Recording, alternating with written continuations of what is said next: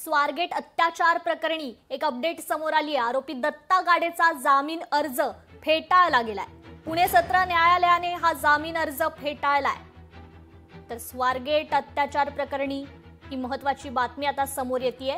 आरोपी दत्ता गाडेचा जामीन अर्ज फेटाळण्यात आलेला आहे। पुणे सत्र न्यायालयाने हा जामीन फेटाळलाय।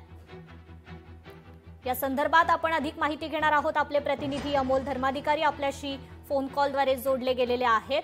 अमोल, स्वारगेट अत्याचार प्रकरणी आता आरोपी दत्ता गाडेचा जामीन अर्ज फेटाळण्यात आलेला आहे। पुणे सत्र न्यायालयाने याबद्दलचा हा निर्णय देण्यात आलेला आहे। याबद्दलची अधिक माहिती काय द्याल?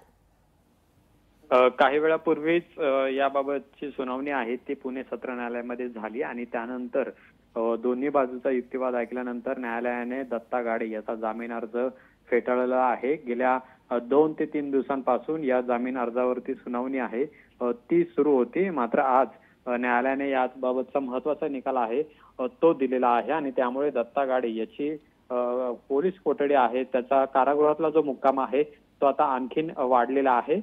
काही दिवसांपूर्वी आपण पाहिलं की स्वारगेट एसटी स्थानकामध्ये दत्ता गाडे याने एका तरुणीवर एसटी बसमध्ये बलात्कार केलेला होता आणि हे प्रकरण राज्यभर गाजलेलं होतं आणि त्यानंतर दत्ता गाडे याला पुणे जिल्ह्यातूनच शिरूर मधून अटक केल्यानंतर त्याला कारागृहात ठेवण्यात आलेलं होतं आणि आज एक महत्त्वाची सुनावणी आहे ती पुणे सत्र न्यायालयामध्ये पार पडली, ज्यामध्ये दत्ता गाडे याचा जामीन अर्ज आहे तो आता फेटाळण्यात आलेला आहे।